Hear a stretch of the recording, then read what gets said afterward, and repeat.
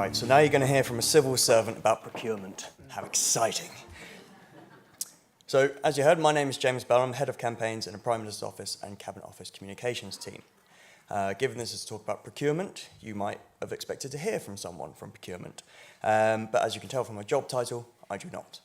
I work on a campaign side, working with government departments to ensure their campaigns deliver the best possible outcomes for the taxpayer and for the Prime Minister. Mark from Direct Line talked earlier about campaigns that really matter, and I like to think that I work on campaigns that really matter. You know, from convincing people to invest in their future or change their lifestyles, hiring teachers and soldiers, and using communications to prevent things like terrorism and knife crime. But when I arrived for my first day at my job roughly a year ago, I was told that I would be helping to renew the government's multi-million-pound media buying framework. Cool. Not only that, I was told that last time we ended up in a bit of a sticky legal situation, so I better get it right. Okay. Not only that, but it was made clear to me that this wasn't any old contract renewal. At the same time, we were going to help tackle industry issues around transparency, brand safety, and ad fraud, and help reset the relationships between advertisers and agencies. Right. The reason you're hearing from me, rather than many of the fantastic members of the Crown Commercial Service, the government's procurement arm, is because we wanted to emphasise how closely the client, in this case the Government Communications Service, and procurement actually work together to deliver on shared objectives. And objectives are important. Anyone who's encountered the Government Oasis campaigns model or spoken to Alex Aiken, our Executive Director of Government Communications, for more than a handful of seconds, will know how much emphasis we put on setting clear, strong objectives. So as any good comms person would, we set some, and here they are. Aren't they lovely? So we set clear objectives to ensure that all parties in the CCS and GCS, Crown Commercial Service and Government Communications Service, were aligned. As the client, it was my job to make clear what we as government communicators, government marketers needed to do our jobs well. And my CCS colleagues helped turn that into a contract and an evaluation process that really produced the best possible result for us. So by being clear on the mission, we also ensured we didn't get completely lost in what can be a very complex environment of pricing grids, evaluation criteria, and sort of legal jargon. In the spirit of transparency, we communicated these publicly on the GCS website and through Alex Aiken in the media to ensure that we could be held properly to account.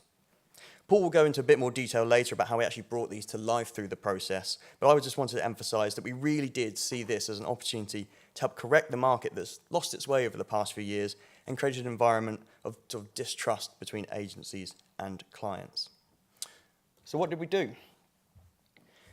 We first took a long, hard look at what we did last time, roughly 4 years ago, and worked out what we wanted to do better. We realised that if we're really going to design a process focused on value, then we couldn't have an e-auction on price. This wasn't the right way to go. We didn't want this to be a race to the bottom. We also knew that our recent work on creating a campaign solutions framework, of which we have some members here, the value of engagement with the wider industry in terms of actually shaping that framework, which is why we consulted far and wide. For a period of around 6 months, we spoke to our frameworks users to better understand their needs and issues. To put that in context, we have about 90 different customers of this framework, from large central government departments delivering multi-million campaigns domestically and internationally, to local government and charities. We also spoke to trade bodies, including the IPA, and crucially, other industry advertisers, many of whom will be your clients. For example, we held a challenge panel with other advertisers where we sat in a room and they made critical assessments of our framework and gave us a really useful outside view. Within government, we're very conscious that we don't just want to catch up with the private sector, we want to lead as well, so these engagements are vital for us. We also brought in experts. PwC, Sam Tomlinson and his team were critical to ensuring that we designed a process based on value, not cheapest cost, as he alluded to. Their independent support and guidance was crucial to ensuring that we designed a process that was fit for purpose and helped give us the confidence that we're actually doing the right thing. And importantly, we stuck to the plan. We didn't shift deadlines, we followed through on our commitments, and we listened to the agencies and adapted when we needed to. The reputation of the GCS is important to us, and the UK advertising industry is important to us, so we really wanted to get this right. The results. So second only to setting clear objectives is having a robust evaluation. And we have to ask ourselves, did it work? No one sued us, so we assume it was a fair process. We also ensured that it was rigorously evaluated by qualified marketers from across government, who would ultimately be the beneficiaries of this new media buying framework. We also brought in senior digital expertise from across government to assess the technology capabilities of the agencies. which was really important to us, particularly when it came to transparency. And the cross-government engagement was key, not just to ensure rigorous evaluation, but to ensure this was a true government-wide initiative that would benefit everyone, which leads to the next point about being engaged. We saw terrific engagement from the agencies from start to finish. This is not just the agencies that took actual part in the process, but everyone we spoke to beforehand in the sort of 6-month consultation phase. We wanted as open dialogue as possible within the OJU procurement laws that we still have to abide by despite Brexit. This extended to holding feedback sessions with all the agencies after the award to make sure that we talked about learnings and our relationship moving forwards rather than just sending a faceless rejection letter. Importantly, I think we ended up with the right result. An agency that's committed to transparent outcomes-based media buying, one that will help us deliver real benefits for everyone in the UK. Because at the end of the day, we run campaigns to save and improve people's lives. I know this conference is about business growth, but when we talk about growth, it's the GDP of the entire country, so getting this right is really, really important. And we laid the foundation for change. This framework opens up new possibilities of government communications, allowing us to focus on value and outcomes, and retain sort of flexibility throughout the 4-year contract length in what is a fast-changing media environment. But these are just the foundations, and won't mean anything unless we follow through and work together to turn words on a contract into a real working relationship. And I'm confident if we stick to the objectives I put up earlier, we will deliver on our vision and set the positive example for industry that we were striving for. Thank you, James. So before I give a sort of an agency view of particularly the process before we sort of start the 4-year journey that James was talking about, I just wanted to give an agency view on procurement and the challenges that I believe sort of lay ahead for procurement as we face in our industry. I want to touch on a report that I read recently, or a few weeks ago, which was the Deloitte Global Procurement Survey, which they'd obviously written in between handing out flyers on the Cam Beach, according to Sam. Now, this survey's been running for 7 years and is across 500 procurement leaders. So it sort of gives you an insight into the key themes and challenges facing procurement. Now, some of the interesting facts that I believe were in that report were these. The first one is, of the top priorities for procurement, cost reduction is still number one. 78% of the survey felt that that was the number one priority for procurement leaders. The second point was that at number 3 of strategic priorities, it was, half of the survey were claiming that managing risk was still vitally important. A surprising and somewhat worrying finding is that only a third of procurement leaders have visibility beyond their tier 1 suppliers, which obviously means that 2/3 don't. And within that, only 6% have full transparency of the entire supply chain. Fourth point, across EMEA, the level of executive support seems to have dropped significantly, with only 25% of procurement leaders in 2018 feeling that their executives are very supportive, which compared to the 2017 finding was 40%. And finally, a fifth of procurement leaders in the region believe that their procurement function is highly effective and that procurement is highly regarded internally and seen as a key business partner contributing significant value.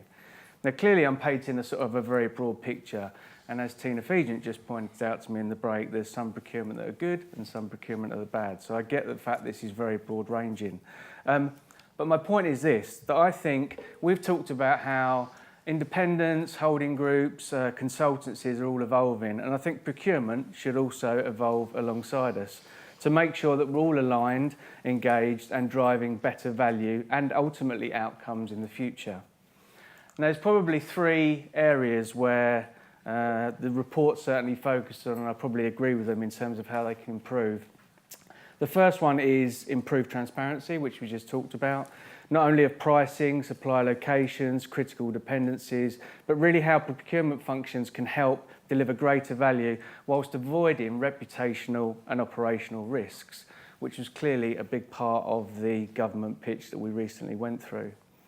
The second one is around talent and leadership, and actually over half of the survey believe that their teams do not have the necessary skills to deliver their procurement strategy, and recruitment is becoming even more challenging. Now, that's a very consistent theme throughout the whole morning, so it's even more pertinent for the procurement world because there's a direct correlation between stronger leadership higher spend on training and enhanced performance.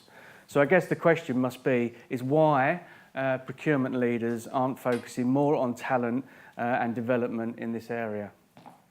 And then the third point is around digital transformation. Again, quite a consistent theme. It's ongoing, and really the high-performing organisations are the ones that are leading the way on adoption. And I believe that in order to stay relevant within business, procurement leaders need to really wake up to the reality that confronts them. Now, they're the sort of three challenges, but there is an opportunity to embrace these changes required and make procurement aligned with our industry, engaged and future-facing to improve outcomes for us all. This was a quote from the chief economist in the report. CFOs enter 2018 more focused on controlling costs more than any time in the last 8 years. Despite this, they are optimistic today than they have been in the last 2 years, and perceptions of uncertainty are far lower than during the Euro crisis and following the EU referendum.